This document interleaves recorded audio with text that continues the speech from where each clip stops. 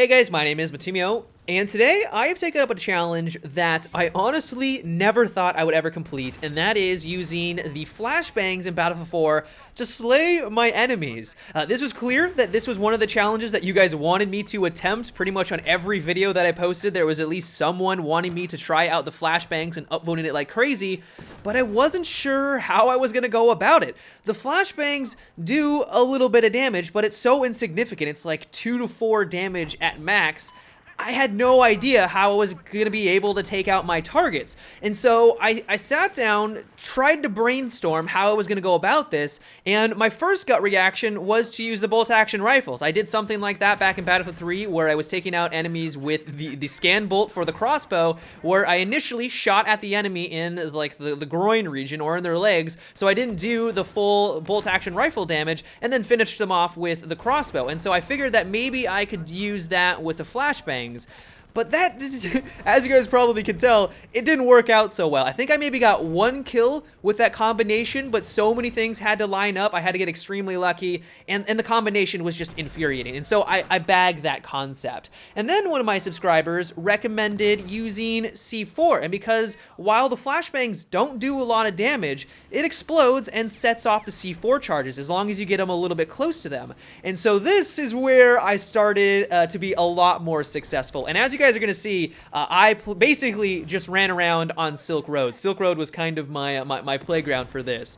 And the way I accomplished it was I knew that the setup time for this was going to be very, very long. I had to place down C4 initially, so I had to get up close to my target. And then normally for C4, you just press the button and it explodes. But not for this. You have to throw the flashbang at the ground around the C4 itself and then wait for it to explode. And so if anyone shoots at you or realizes that you're nearby in that entire process of placing the C4 on the ground and then throwing the flashbang at their feet and then waiting for it to explode, you're probably gonna die at that point. And so I basically had to find camping snipers or camping people on the fringe of the map. And that's pretty much the main reason why I was playing on Silk Road. But probably the best feature of this combo is that when you slay any target, it notifies them that they died to a flashbang. And so if you're able to take out a tank with this, they have no idea what happened. And there were a lot of people when I was taking out tanks that accused me of hacking. They were like, did I just die to a flashbang? I would respond, yeah, you just did. And then they would accuse me of exploiting or hacking or all these different things because they didn't know that this combination exists in the game right now. It wasn't easy taking out tanks, and one of the biggest things that I had to overcome is that my first reaction was to place them on the vehicle themselves. I mean, that's how you normally take out a tank, is to place it on the vehicle and then detonate it.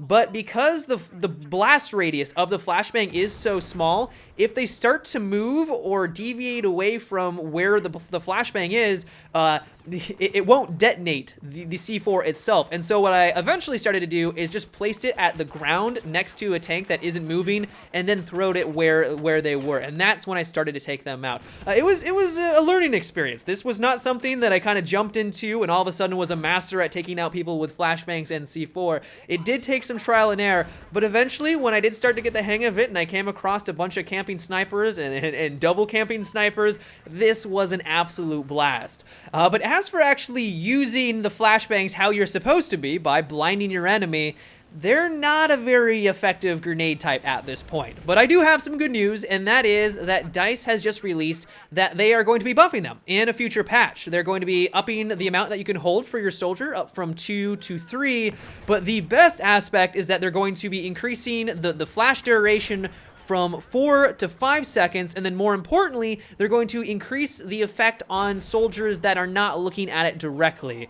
The way that it works right now is the only way that you're able to get the full effect on a target is that if the enemy is basically staring at the flashbang as it goes off. But anyone else that's in the room not looking directly at it, they have the flash effect. It kind of disorients them a little bit, but if you enter the room and they're now looking at you, they're gonna have no problem taking you out.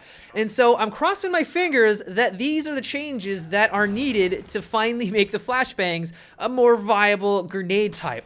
I want to use this grenade. I want to use it tactically on maps such as Operation Locker, where I know there's an absurd amount of enemies in the enemy room, and instead of just constant grenade spam, I can use a grenade tactically, throw it in there, blind the entire team, and then allow me and my squad, you know, the squad up guys, to push in, or just me and myself push in and then take everyone out. I want that tactical goodness. It sounds fantastic, and I'm hoping these slight changes that DICE is finally making to this grenade type is going to make it a more viable option. But that is about it for today's terrible weapon challenge. I hope you enjoyed the ridiculous gameplay in the background. If you have a setup that you would like me to try next, let me know down below in the comments section, and also make sure to thumbs up those comments. It makes it a little bit easier for me to know what one you want me to try next. But until tomorrow, have a good one and take it easy.